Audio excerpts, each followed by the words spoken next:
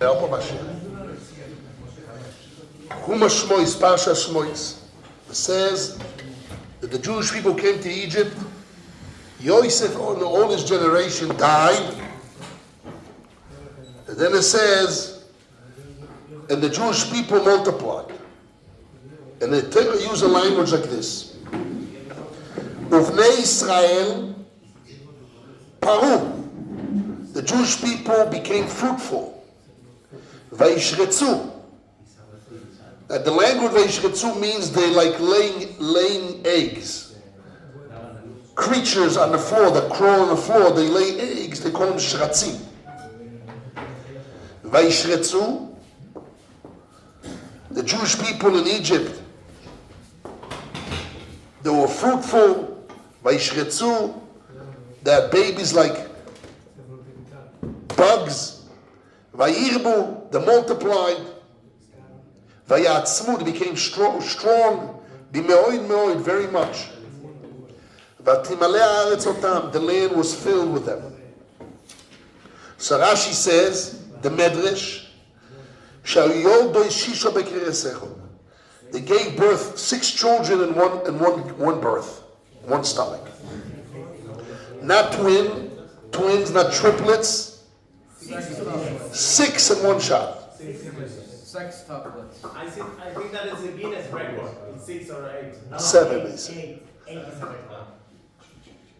So they had many of them. One time, the chief rabbi of Israel, Rabbi Lau, went to visit Fidel Castro in Cuba.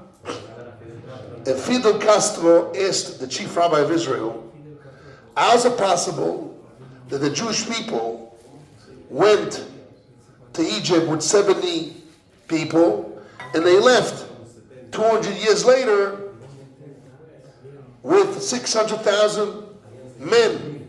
How's it possible? 2 million people. They don't have television.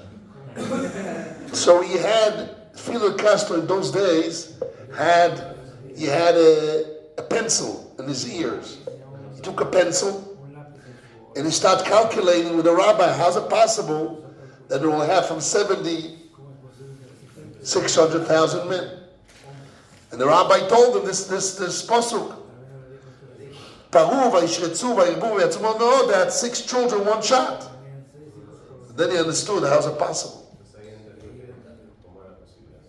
Chazal learned that since it says 6 words, this is das zekeni bala toisves, because it has 6 words of fruitfuls. Midechsiv shisho lishnei priya verivya. There are 6 words of fruitful. It says paru, vayishretzu, vayarbu, vayatzmu b'meod meod. There's 6 words. So from there we learn, from there Chazal learned, in Bereshis Rabbah, in Shmois Rabbah, Aleph Chet, that they had 6 children and one shot in the stomach. And what happened? Vayirbu, after they had 6 children, gave birth, laid eggs like creatures. Vayirbu, they were multiplied. Vayatzu, which is they didn't die. A lot of times when you have a lot of kids in one birth, some of the kids die. Here, no. Vayishretzu, they had a birth of 6 children at a time, 6 babies at a time, and vayirbu, they became multiplied, they became more. Vayatzmu, which means they didn't die, they stayed alive. The biggest shaila which we had here, my Rabbi asked his question, Rabbi Shanan Zechrono Livracha. He asked a very simple question. Why HaKadosh Baruch Hu, when he wanted to show the blessings of the Jewish people, why he used the language of sheratzim? Sheratzim is creatures, non-kosher creatures, not like fish. Like Yosef, Yaakov blessed the children of Yosef, they will be like fish. Right? Here the Torah used creatures, sheratzim. So that's how he calls the Jewish mothers sheratzim. The Torah talks about the Jewish mothers, they gave birth like They're giving babies. They're laying babies like creatures, lay eggs all over. That's a proper similarity. That's a proper proverb to give about the Jewish women. It's very hard. It needs an explanation. How come HaKadosh Baruch Hu in the Holy Torah calls our holy mothers a language of sheretz, which seems to be impure creature and dirty sect of creatures? We know the Torah prohibits us to eat sheratzim. And Rabbi Shimon Bar Yochai says, wow, look how much Hashem wants to give us sachar, reward. Even though sheratzim are disgusting and ma'us, and Hashem tells us that don't eat creatures, in order to give us a reward. Kal v'chomer things which we have desire, and we don't do, or mussar, that Hashem will give us a reward. So what do we see? Creatures, sheratzim is something which is ma'us, disgusting. If you go to Thailand, you go to China, you eat all those creatures, you get very disgusted. Very dirty creatures. They have a lot of parts, very small, they crawl on the ground, it's very hard to clean them. They're very dirty. Where they grow in the garbage. Who knows where? They grow in swamps, dirty swamps. That's where they grow. Well, they grow spontaneously, yeah. Spontaneously, the strongest creature in the world, cannot destroy it. So, why the Torah Akdosha, the Holy Torah, described our holy mothers to Paru v'yishretzu? They laid eggs like those creatures. It's a very strong question. Needs an explanation. I think the Rashbam has a nice answer. Rashbam, I didn't see. שאלה אותו דבר כמו דן? מה? אותו דבר כמו ברכה של דן שנתן משה רבנו על הדן, שהוא נחש? לא, אבל שם הוא דיבר על המידות שלהם. פה אתה מדבר על הלידה.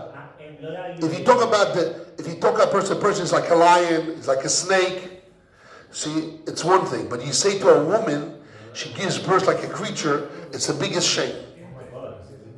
They are not sure anything yet. So we are creatures? We shkatzim and remasim? Come on. Oh. יש מדרש שההבדל בין דבש ובין חלב, אולי כמו משה, שהנחש יכול לבד.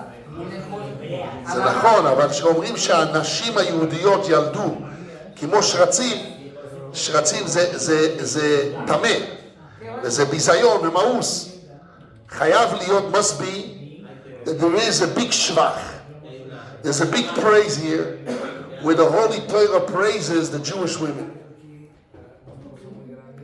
So with the help of Hashem, we're going to bring a medrash. The medrash says that there's a pasuk in Shir HaShirim that says, Tachat atapuach, under the apple tree, Tachat atapuach, shama chibla imecha.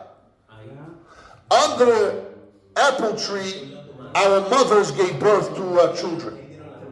Chazal say that the women used to come with mirrors to the husbands working as a slaves. And they used to show the husbands that they're more beautiful than the husbands. That's why Hashem made women more white, more soft, to be more beautiful to the men. They don't have a beard.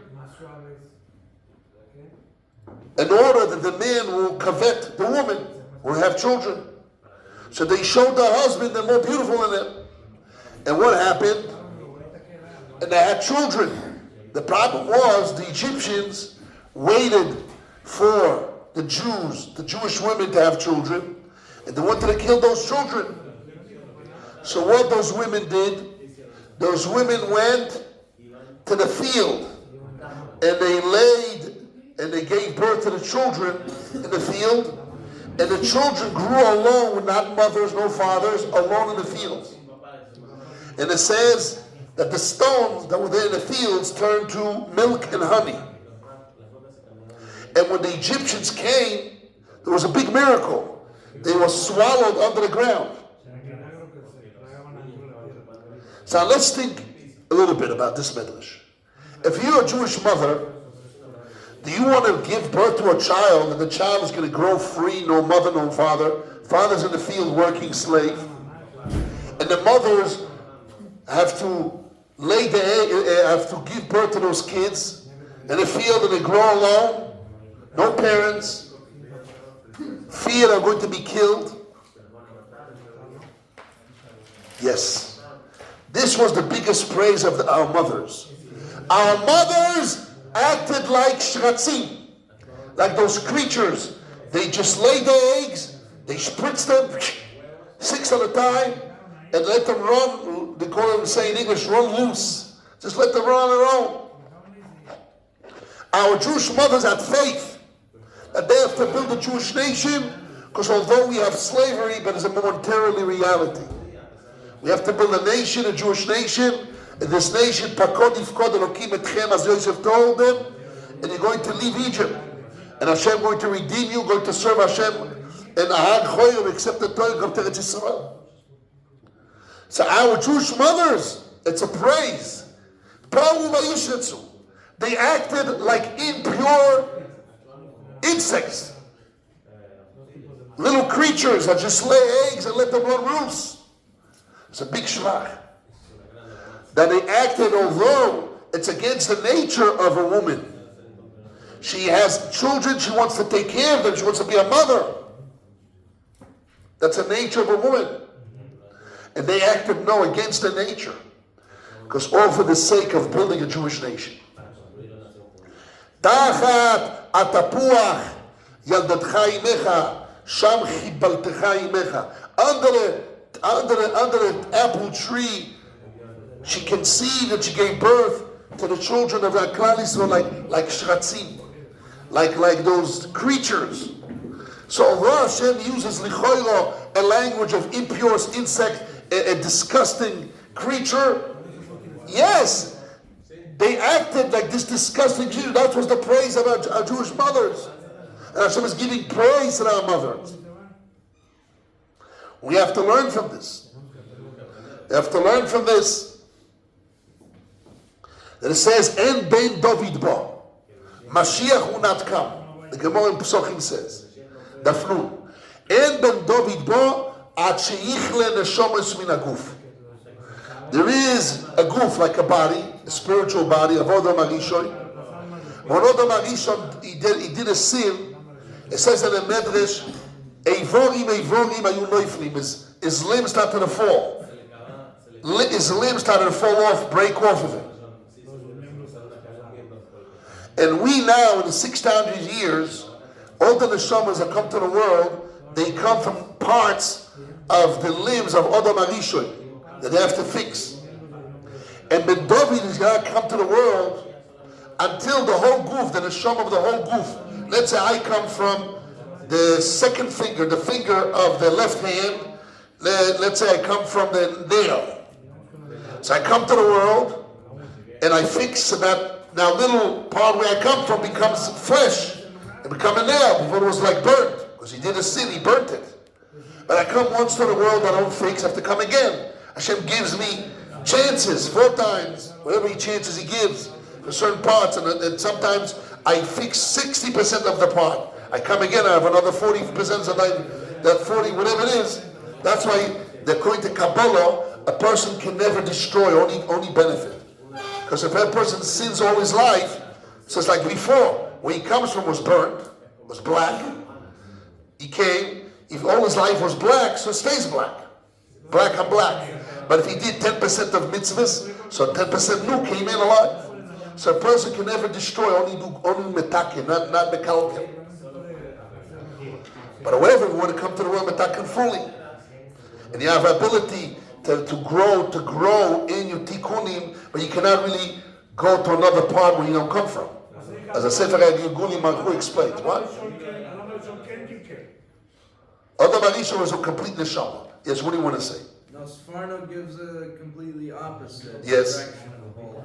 Yes. He says it's to say negatively about. Yes, there's Sforno, yes. But it's hard. The Sforno is hard.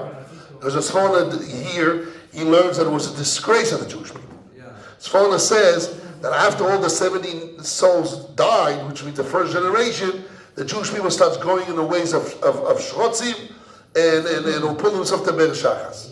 Yeah, any comment?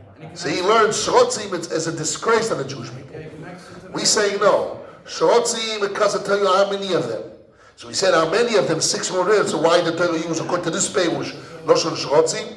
Not to tell you that they were anointed derech sheratzim. Adarabah. Our mothers were like those. They gave the moiser nefesh to be like sheratzim and not to be mothers that take care of the kids just for the sake of building the Jewish nation, as it says in Chazal, tachat hatapuach, as I mentioned.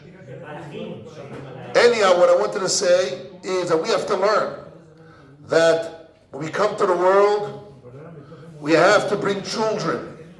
Because Ben David cannot come, Mashiach cannot come, until all the neshamas come and fix the mekoir of the complete neshama of Adam Kadmon. So we have to bring as many children we can bring. We should bring and raise them in the ways of Hashem. How much time is cost? Time? What do you mean how much time it costs? No, how much time it takes to bring all the neshamis? I don't know. Already 5,785 years passed. So we're waiting. We're waiting to do it quicker than 6,000 years. Then when it comes, Mashiach will come, we're able to do the tikkun. It's already been too long. They're very too long. We want to do it as quick as possible. So people have to get married quickly, find wives and have children, and raise them in the ways of Hashem.